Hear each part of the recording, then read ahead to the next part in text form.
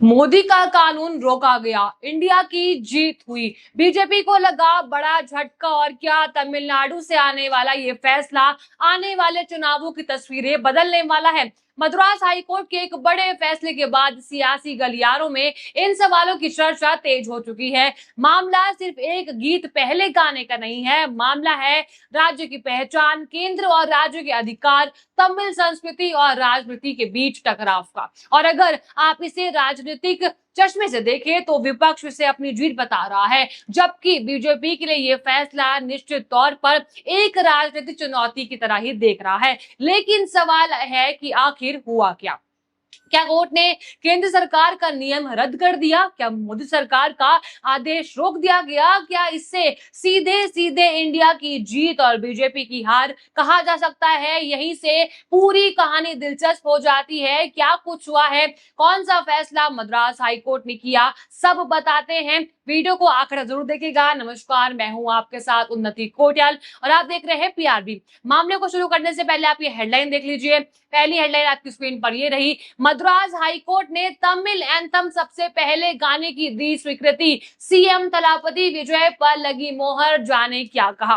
वहीं दूसरी हेडलाइन है, वंदे मातरम से पहले गाया गया तमिल गीत, मद्रास हाईकोर्ट का फैसला। वहीं तीसरी हेडलाइन देख लीजिए, टॉप पर तमिल, फिर हिंदी, फिर अंग्रेजी, 31वें बैठक में विजय का मास्टर स्ट्रोक। देखिए दोस्तों, इस फैसले को समझने से पहले 2 मिनट के लिए पूरे राजनीतिक एंगल को समझ लेते हैं। देखिए, तमिलनाडु की राजनीति में भाषा और संस्कृति कोई सामान्य मुद्दा नहीं होता है। यहाँ तमिल पहचान का सवाल सीधे राजनीति से जुड़ा जाता है और ऐसे में जब सरकारी कार्यक्रमों में कौन सा गीत पहले बजेगा, इस पर विवाद खड़ा हुआ तो मामला सिर्फ प्रोटोकॉल तक सीमित नहीं रह गया।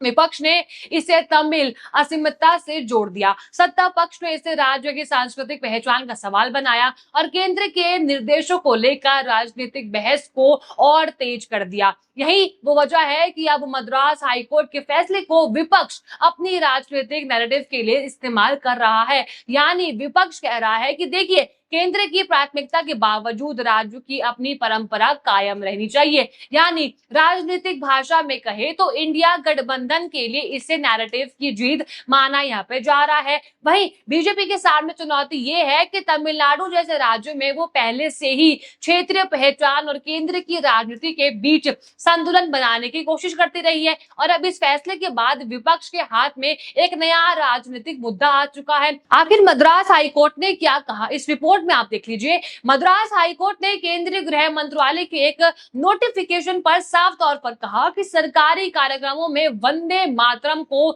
सबसे पहले गाने के नियम का मतलब ये नहीं है कि उससे पहले तमिल थाई वाजुशी यानी तमिल राज्य जो गीत है उसे नहीं गाया जा सकता है। कोर्ट अन्याय राधाकृष्णन की एक जनहित याचिका पीआईएल पर सुनवाई कर रहा था, जिसमें केंद्र के सर्कुलर को रद्द करने की मांग की गई थी। केंद्र ने कोर्ट को बताया कि उसके नोटिफिकेशन में सिर्फ वंदे मातरम को सबसे पहले और उसके बाद राष्ट्रगान को गाने की यहाँ पर बात की गई है और उसमें राज्य गीत का कोई जिक्र नहीं हुआ है। मद्रास हाईकोर्ट के फैसले से विजय को बड़ी राहत यहाँ पर मिली है। अब राज्य सरकार के आदेश के अनुसार सभी सरकारी कार्यक्रमों में तमिल एंथम सबसे पहले बजाया जाएगा और उसके बाद राष्ट्रगान और राष्ट्रगीत का भी यहाँ पे गान किया जाएगा। अब मद्रास हाईकोर्ट ने गृह मंत्रालय के एक सरकारी आदेश को चुनौती देने वाले जनहित याचिका यानी पीआईएल को बंद कर दिया है। इस आदेश में राज्य के गवर्नर की मौजूदगी वाले सरकारी समारोह के दौरान राष्ट्रीय गीत वंदे मातरम और राष्ट्रगान जन गण मन को बजाने के क्रम के बारे में नियम तय किए गए थे। लाइव लॉ की रिपोर्ट के अनुसार अगर आप देखें तो चीफ जस्टिस एस.ए. धर्मधारी और जस्टिस जी अरुरुल की बेंच ने मंत्रालय द्वारा जारी एक संशोधित सर्कुलर पर गौर करने के बाद याचिका बंद कर दी थी। अब इस सर्कुलर में राज्यों को ये तय करने की छुट्टी दी गई थी कि वो अपने राज्य गीत कब बजाएंगे। अब कोर्ट ने ध्यान दिया कि तमिलनाडु सरकार ने भी एक सरकारी आदेश जारी किया है, जिसके तहत तमिलनाडु में शिक्षण संस्थानों, सरकारी कार्यालय आदि में कार्यक्रम की शुरुआत में राज्य गीत यानी तमिल थाई वाजुशी गाना बजाना अनिवार्य होगा।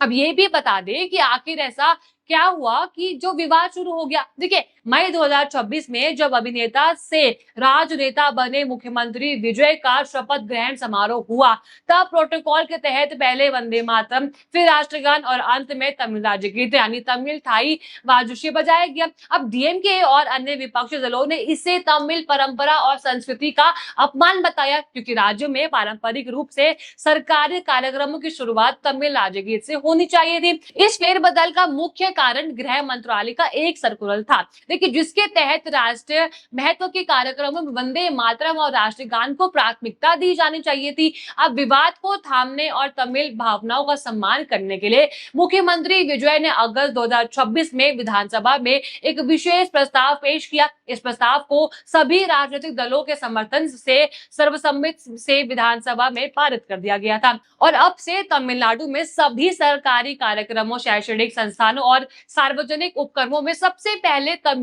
गीत यानी तमिल एंथम गाया जाएगा, जिसके बाद राष्ट्रगान और राष्ट्रगीत का क्रम आएगा। तो विजय सरकार अब इस फैसले को ये देखने के लिए इस्तेमाल कर सकती है कि उसने तमिल पहचान से जुड़े मुद्दे पर अपना रुख मजबूती से कायम रखा है, तो दूसरी ही तरफ बीजेपी के लिए चुनौती ये है कि विपक्ष इसे केंद्र की राजनीति के खिलाफ राज्य के अधिकारों की जीत के तौर पर प्रचारित कर सकता है। यानी असली राजनीतिक लड़ाई अदालत के फैसलों से ज्यादा उसके राजनीतिक इस्तेमाल की यहाँ पर हो रही है। देखिए, मद्रास हाईकोर्ट ने ये साफ कर दिया है कि केंद्र के सर्कुलर का मतलब ये नहीं कि तमिलनाडु में वंदे मातरम से पहले तमिल थाई वाजुशी नहीं गाया जा सकता है।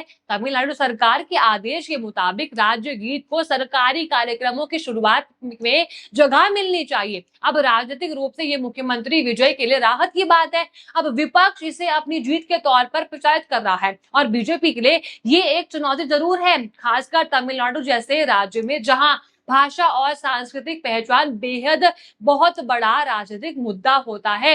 ये इंडिया की बड़ी जीत है और बीजेपी के लिए संदेश साफ है कि तमिलनाडु में राजनीतिक लड़ाई आसान नहीं होने वाली है। अब असली फैसला चुनाव के मैदान में होगा। आज का फैसला अदालत का है, देखिए, कल का फैसला जनता का होगा। और अगर इस मुद्दे में तमिल पहचान बनाम केंद्र की राजनीति वाली बहस को और भी तेज कर दिया है, तो आने वाले चुनाव में इसका असर दिखाई दे सकता है। यानी राजनीतिक तौर पर इसे इंडिया की जीत का बड़ा नैरेटिव और बीजेपी की बढ़ती मुश्किलों का संकेत यहाँ पर बताया जा रहा है। अब देखना यही है कि ये फैसला सिर्फ एक सरकारी प्रोटोकॉल का मामला बनकर रह जाता है या फिर आने वाले दिनों में तमिल असीमता बनाम केंद्र की राजनीति की एक बड़ी चुनावी कहानी बन जाता है। आप इस विषय को किस तरह से देखते हैं? आपको जो भी लगता है आप अपनी राय दीजिए, कमेंट जरूर लिखिएगा। और अगर आपको वीडियो अच्छी लगी हो तो लाइक करें, शेयर करें और बने रहिए पीआरबी के साथ। धन्यवाद।